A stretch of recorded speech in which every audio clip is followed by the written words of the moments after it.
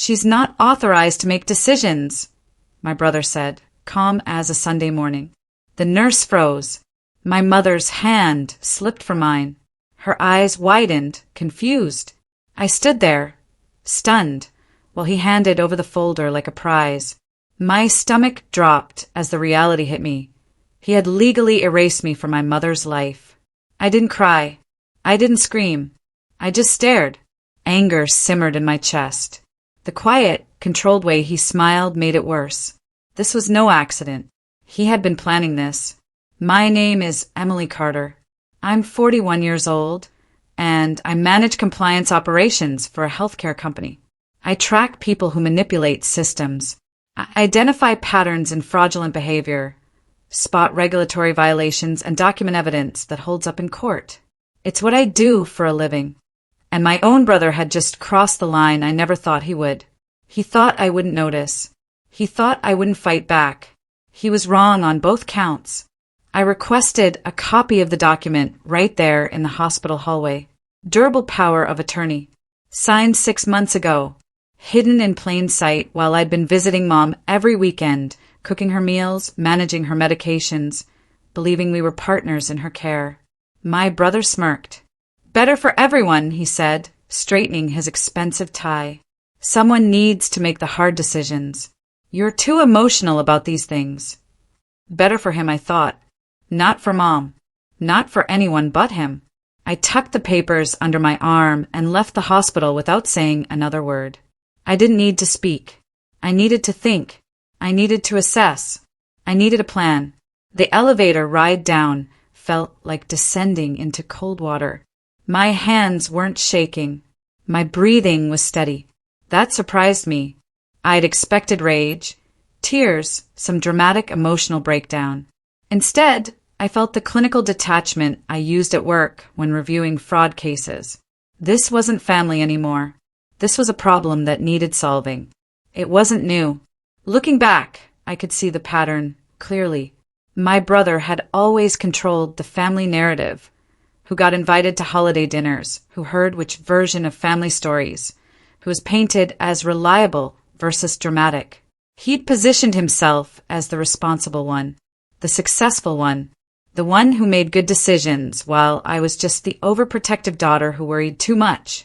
Now I saw it clearly. This wasn't about Mom's best interests. This was about total control. I started tracing his recent moves in my mind. Subtle comments about Mom's declining health, suggestions that maybe I was stressing her out with my visits, recommendations for new physicians I'd never heard of. Every step had been deliberate.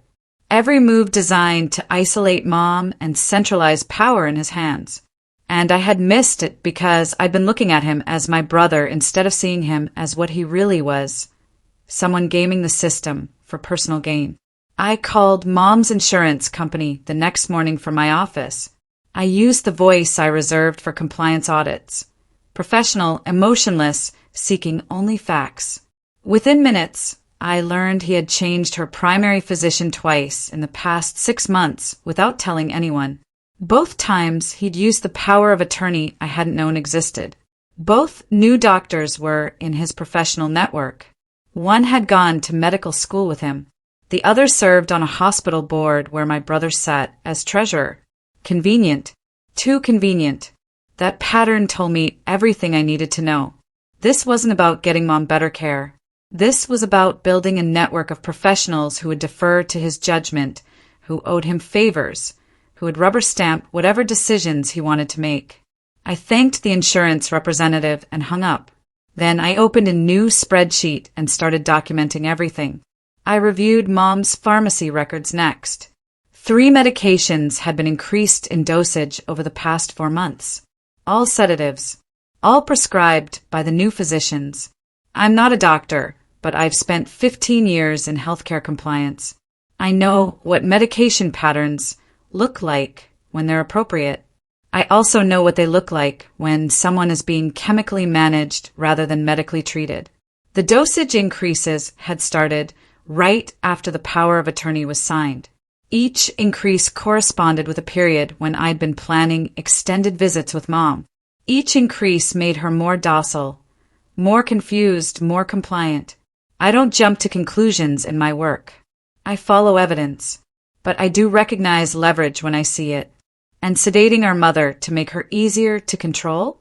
That was leverage of the worst kind. I added the pharmacy records to my spreadsheet. Column by column. The picture was becoming clearer. I arrived unannounced at Mom's house the following Saturday.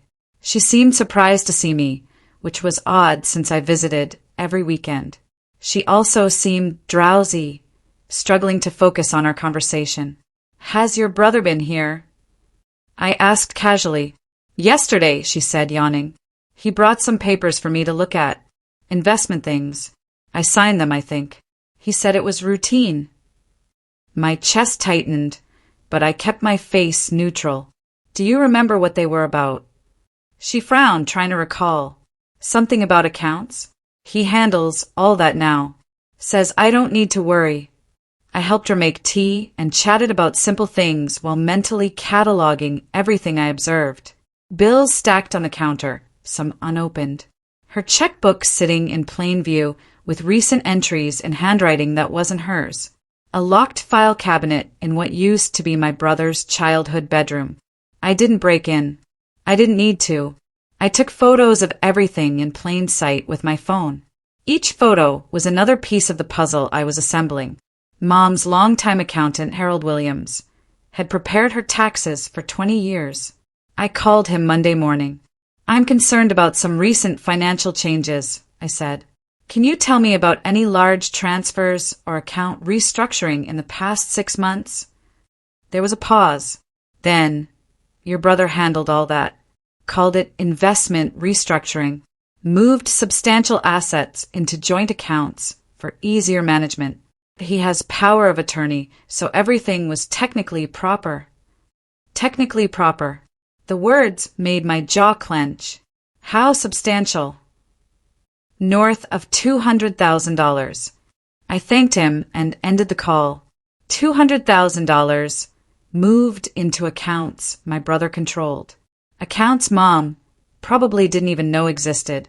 All perfectly legal with that power of attorney he'd convinced her to sign. I called it what it was. Theft disguised as estate planning. And I was going to prove it. I hired an elder law attorney named Patricia Freeman. She specialized in guardianship cases and had a reputation for winning complicated family disputes. We met in her office Wednesday afternoon. I brought my spreadsheet, the pharmacy records, the insurance documentation, and photos from Mom's house. I laid it all out methodically. Patricia listened without interrupting. When I finished, she leaned back in her chair. "This is a strong pattern of undue influence. We can challenge the power of attorney on grounds of diminished capacity at the time of signing. We can also petition for guardianship." "How long?" I asked. "Depends on how hard he fights. But with this documentation, we have a solid foundation." I nodded. "What do we need?" "An independent cognitive evaluation of your mother. Medical records showing the timeline of medication changes. Financial forensics on those account transfers. And we need to move fast before he realizes what we're doing." I smiled for the first time in days. "I can do fast." I drove to Mom's house that evening. She was having a good day, more alert than she'd been on Saturday. I sat with her at the kitchen table, the same table where we'd had 1,000 family meals. "Mom, do you remember signing a power of attorney document for your brother?" She looked confused. "I think so." He said it was routine paperwork. In case something happened to me. He said you were too busy with work to handle things. My heart broke a little. "Did you have a lawyer explain what you were signing?" "No, honey. It was just him. He said it was simple." "Why? Is something wrong?" I took her hand gently. "I just want to make sure you understand what it means.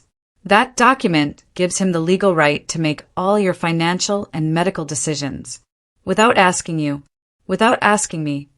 Her eyes widened. "All decisions? But I can still choose my own doctors, right?" "Not anymore, Mom. He can override you." She pulled her hand back, frightened. I didn't know that. He didn't say that. The influence was clear. The manipulation was documented. Now I just needed to prove it in court. I scheduled an independent cognitive evaluation with a neuropsychologist Patricia recommended. When I told my brother, he erupted. "You're overstepping," he said over the phone, his voice tight with barely controlled anger. "Mom doesn't need to be poked and prodded by some stranger you hired." I kept my voice calm and professional. "I'm verifying her decision-making capacity. It's standard procedure when there are questions about undue influence. The evaluation is already scheduled." "Questions? What questions?" "I have power of attorney. Everything I've done is legal." "Then the evaluation will confirm Mom was fully competent when she signed it. You should have nothing to worry about." The silence on the other end told me everything. He was worried. He knew what that evaluation might reveal, and my calmness was unnerving him in ways anger never could. "This is a mistake," he finally said. "We'll see," I replied and hung up. The evaluation took 3 hours. The neuropsychologist, Dr. Helena Brooks, was thorough and patient.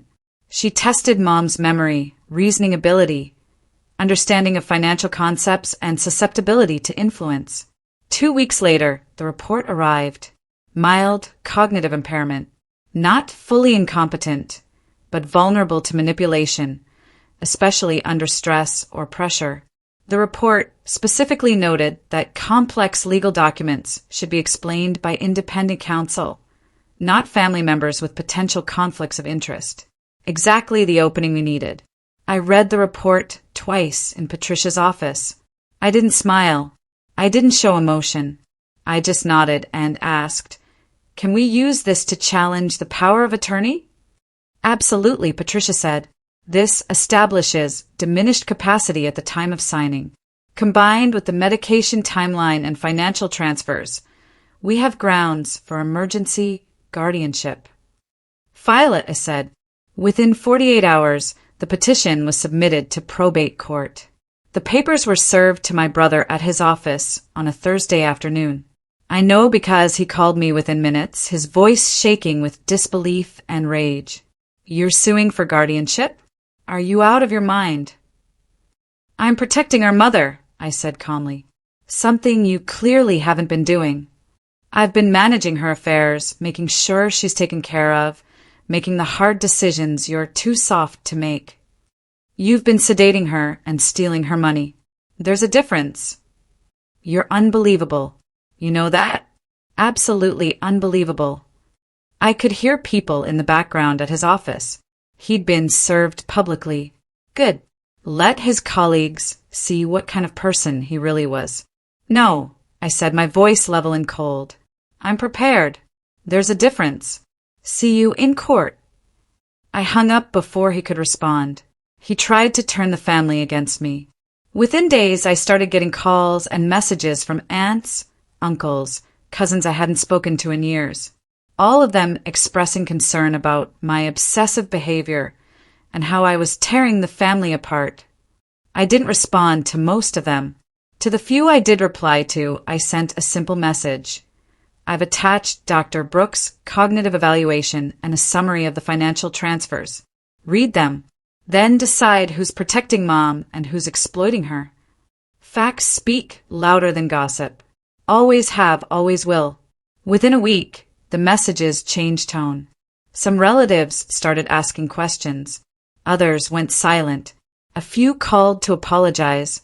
The narrative my brother had been building was crumbling under the weight of documented evidence.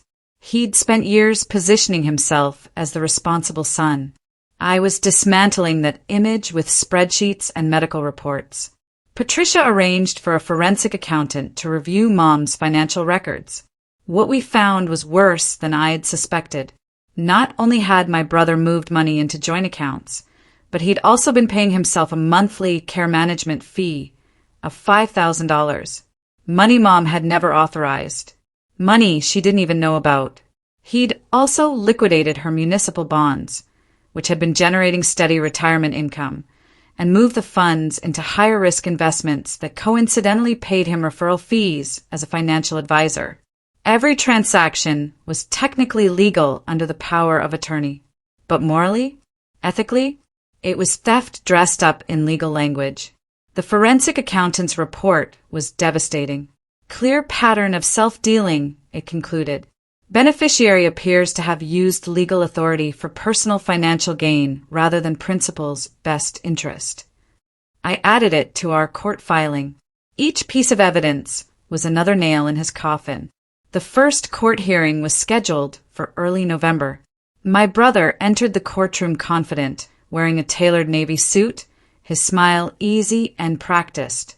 He'd been in courtrooms before for his business dealings. He knew how to present himself. But I knew something he didn't. Judges favor facts over charisma. And we had an overwhelming amount of facts. Patricia presented methodically. The cognitive evaluation showing Mom's vulnerability. The timeline of medication increases. The financial transfers. The self-dealing. The lack of independent counsel when the power of attorney was signed. I watched his smile falter as the evidence piled up. Watched his attorney lean over and whisper urgently. Watched him realize, perhaps for the first time, that this wasn't going to be the easy win he'd expected. The judge listened carefully, asked pointed questions, and made notes. The judge didn't rule that day. Instead, she ordered an independent court-appointed evaluator to assess Mom's current capacity and living situation. She also froze all large financial transfers pending the final hearing. My brother's control was slipping. I could see it in his posture as we left the courtroom. The confidence had been replaced by something closer to panic. He'd underestimated me, assumed I'd be too emotional to mount an effective challenge, assumed I'd back down when faced with his legal authority. His arrogance had blinded him to the most important thing. I wasn't fighting with emotion. I was fighting with the same tools I used in my compliance work. Documentation, pattern analysis, regulatory knowledge, court procedure. He'd brought a power of attorney to a war I'd been preparing for my entire career. The court-appointed evaluator, a social worker named Thomas Chin, spent a full day with Mom. He visited her house, reviewed her medications, interviewed her doctors, and spoke with both my brother and me separately. His report arrived in early December. It confirmed what Dr. Brooks had found. Mom had diminished decision-making capacity at the time she signed the power of attorney. The report went further, noting that the current medication regimen appeared excessive for documented symptoms and recommending an immediate review by an independent physician. The scales were tipping in our favor. Patricia filed a motion for emergency temporary guardianship, citing the medication concerns and the ongoing financial mismanagement. The hearing was scheduled for 3 days before Christmas. My brother was running out of time and options. 2 days before the final hearing, my brother made a bold move. He moved Mom into an assisted living facility without telling me. I found out when I went to her house for our regular Sunday visit and found it empty. A neighbor told me she'd seen moving trucks the day before. I called the facility. They confirmed Mom was there, but said only her legal guardian could authorize visits. My brother had used the power of attorney one last time. It was a procedural misstep, a big one. Admission to assisted living required specific signatures, witness consent, and medical necessity documentation. And I was about to prove he'd cut corners. I drove to the facility Monday morning with Patricia. The director, a nervous man named Paul Henderson, met us in his office. "I need to see the admission paperwork," Patricia said, her voice leaving no room for argument. Paul produced the file. Patricia reviewed it carefully, then looked up with barely concealed satisfaction. "This signature line for family witness? It's blank. State regulation requires a non-interested party to witness the resident's signature on admission forms. Was anyone present besides your brother?" Paul's face went pale. I assumed he would handle that. He said his mother was eager to move in. "Eager," I said, my voice sharp. "She's on 3 sedatives and has documented cognitive impairment. She can't consent to assisted living without proper procedure." Paul realized his mistake. He'd trusted my brother's authority without verifying the proper protocol. Patricia's eyes met mine. Every arrogance leaves a crack, and we'd just found his biggest one. That evening, Patricia's investigator found something else. An email my brother had sent to his financial advisor 3 weeks earlier, discussing Mom's assets. The key line: once guardianship is secured, we can liquidate the remaining property and consolidate everything for easier management. He'd been planning this for weeks. Assumed the court would grant him guardianship without challenge. Assumed I'd stay quiet and compliant like I always had. His arrogance had led him to document his intentions in writing, to create a paper trail of exactly what he planned to do with Mom's remaining assets. I read that email 5 times. Each time my resolve hardened. This wasn't just about protecting Mom anymore. This was about making sure he faced consequences for what he'd tried to do. The final hearing was December 22nd. The courtroom was nearly empty except for our family members and attorneys.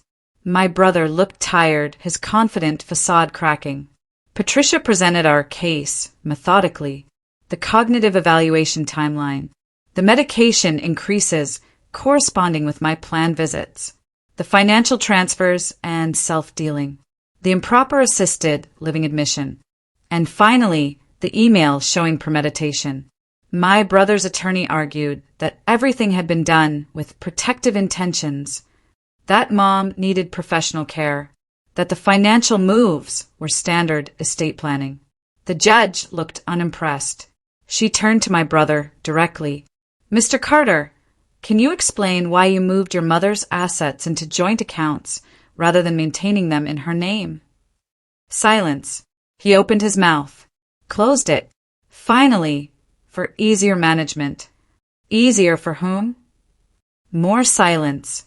For the first time in my adult life, I saw fear in my brother's eyes. Real, genuine fear. He looked at me across the courtroom, and I saw him realize what I'd become.